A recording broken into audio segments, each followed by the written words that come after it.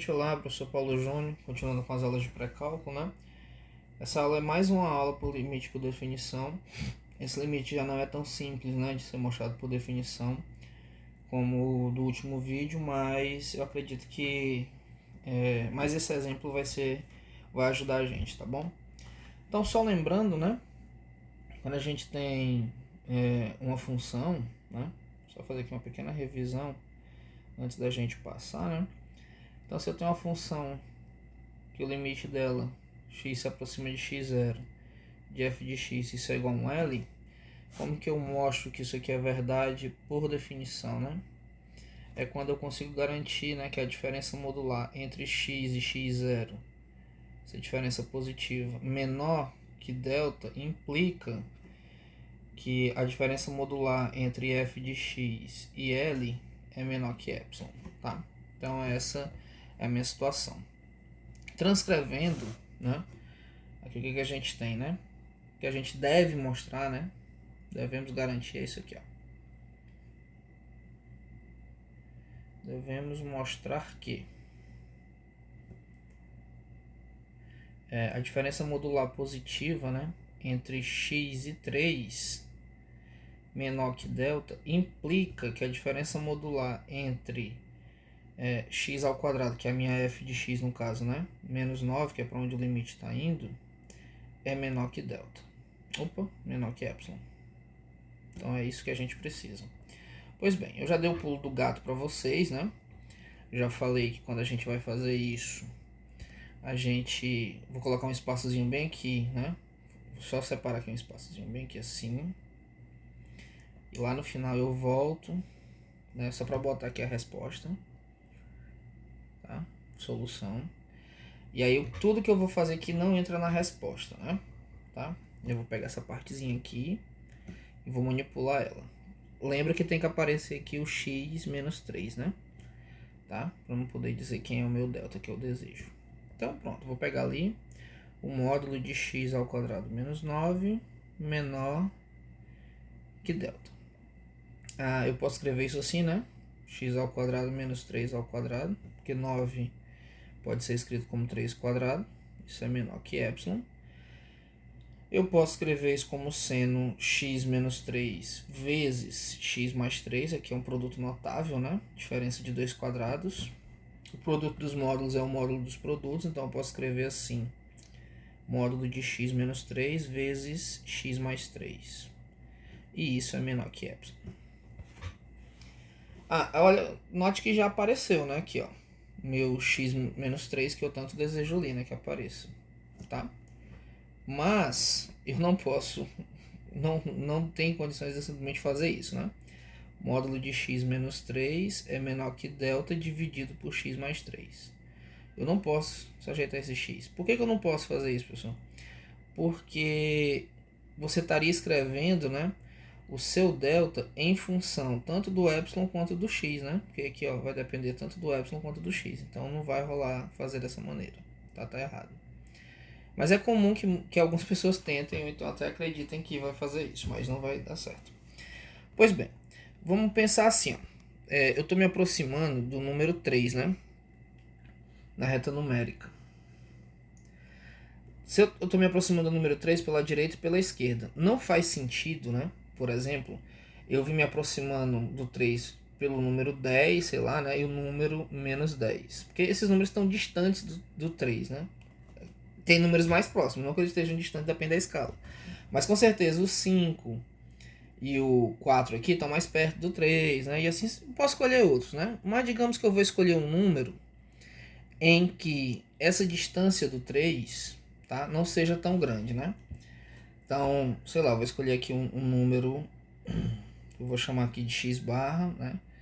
E aqui é o x barra para um lado e para o outro somando uma certa constante. Vou fazer de forma mais simples, para não ficar botando letras, né? Eu vou querer que essa distância aqui entre os números que estão se aproximando, essa distância dele e do 3, né, seja menor que 1. Eu podia pedir que fosse menor que 2, menor que 3, mas eu vou pedir que seja menor que 1, por exemplo, né?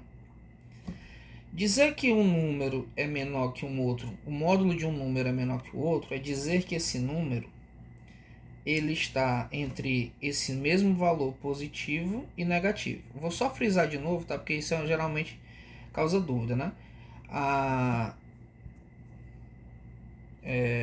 Por que você escolheu um, professor, tá? Eu podia ter escolhido dois, podia ter escolhido três, podia ter escolhido meio, não tinha problema nenhum eu dizer que era menor que meio, tá? Mas basta que eu escolha uma distância pequena, né?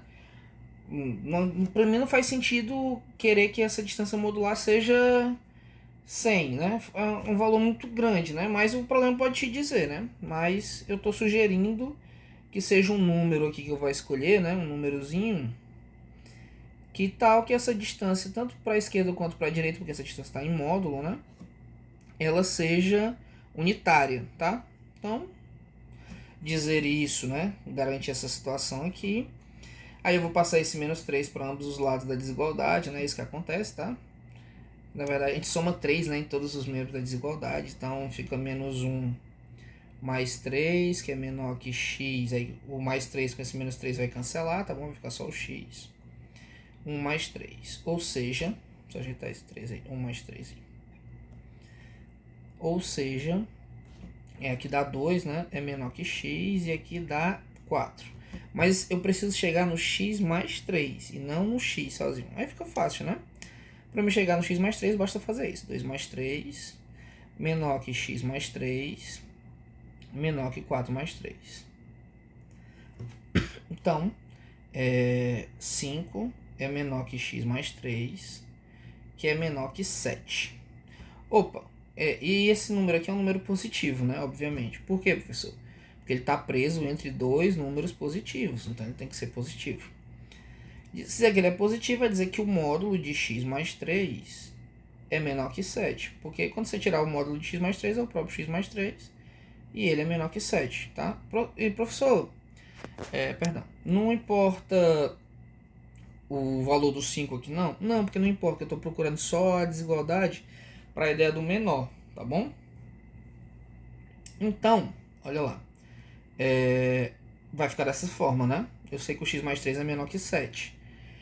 Então, pensa bem, ó.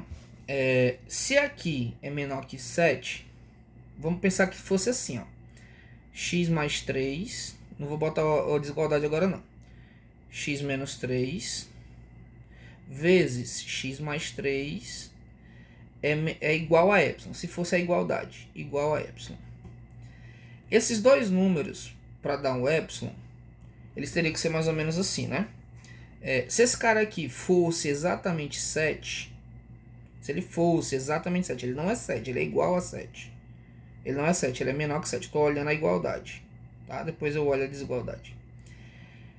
Quem seria esse número que eu teria que multiplicar por 7 para resultar em y, né? Teria que ser y sobre 7. Porque y sobre 7 vezes 7 ia cancelar o 7 aqui e o resultado dá y. Tá? Seria isso, né? Tudo bem? Mais bem. Então, nessa situação em que esse valorzinho é menor do que 7, para essa multiplicação aqui, vou deixar lá, tá? Só para eu ter a ideia do igual, só para ter a ideia. Y sobre 7 vezes 7, isso dá o próprio y. Pronto, mas aqui é só uma observaçãozinha, não é isso aqui que está valendo para mim não, tá? É só para mim me situar. Aí eu vou ali, eu sei que essa partezinha aqui, ó, x mais 3, né, é menor que 7. Então essa parte é menor que 7. Se essa parte aqui for menor que y sobre 7, quando multiplicar isso vai dar menor que y, tá? Porque esse valor é menor que 7. Esse valor é menor que y sobre 7, quando multiplicar dá menos que y, tá? No igual dá o próprio y. Se são menores, dá menor que y. Pois bem, então, note que acontece duas situações, né? Quando eu escrevi aqui o x menos 3, já escrevi aqui o x menos 3 menor que delta, eu já sugeri esse delta aqui, ó. Bem aqui tem uma sugestão, tá? O que eu tenho bem aqui é módulo de x menos 3 menor que 1. Então eu estou sugerindo que nesse caso o meu delta é exatamente quem? Exatamente 1. Tá? Estou fazendo essa sugestão, que o meu delta seja 1. Só que ao fazer isso, eu encontrei uma outra condição. Qual que é? Que o meu x menos 3 é menor que o epsilon sobre 7, que é um outro delta possível para mim. Ó. Legal, tem o delta aqui sendo 1, que o x menos 3 é menor que 1, ou esse daqui. Então como é que eu faço, professor? Eu faço assim, ó. Então basta que eu pegue meu delta sendo isso aqui, ó, o mínimo entre epsilon sobre 7, vou botar do jeitinho mais organizado, entre 1 e epsilon sobre 7. Então, sei lá, se ele te dá um epsilon igual a 2, você testa, né? Você coloca 2 sobre 7 e 1. 2 sobre 7, esse número aqui é menor que 1, né? Então, o meu delta que eu vou escolher vai ser esse aqui. 2 sobre 7. Pronto, é suficiente. Se me derem um epsilon, né? Derem um epsilon igual a 70, aí eu testo. 70 sobre 7 é 10. Opa, 10 é maior que 1, então eu não escolho o 70 sobre 7, eu escolho quem? O 1, que vai continuar garantindo a desigualdade. Que é, no caso, essa desigualdadezinha aqui, né, vai continuar acontecendo, tá? Então, a minha solução é essa. Tome delta como sendo o mínimo entre esses dois elementos, 1 ou epsilon sobre 7. Essa é a resposta, né? Obviamente que se porventura você vê num livro isso aqui como resposta, você fica, eita, como foi que apareceu essa resposta? Daquele mesmo esqueminha que eu já mostrei no vídeo anterior, né? Você vai lá, pega o resultado, tá? Trabalha ele até conseguir escrever de uma maneira que garanta essa desigualdade aqui, tá? Então, essa é o esqueminha que a gente faz. Obviamente, né, que essa eu fiz com uma linear no vídeo anterior. Fazendo com uma quadrática, né, que aqui no caso aqui, ó, funçãozinha quadrática, já dá mais trabalho. Se fosse uma função cúbica, mais ainda. Se for uma função polinomial, mais ainda. É por isso que essa maneira de fazer por definição, ela é importante de ser aprendida, mas ela não pode ser utilizada por muito tempo, porque uma hora eu terei funções tão complexas que a definição não vai... não é que não vai ser suficiente. Vai ser tão trabalhoso que não vai...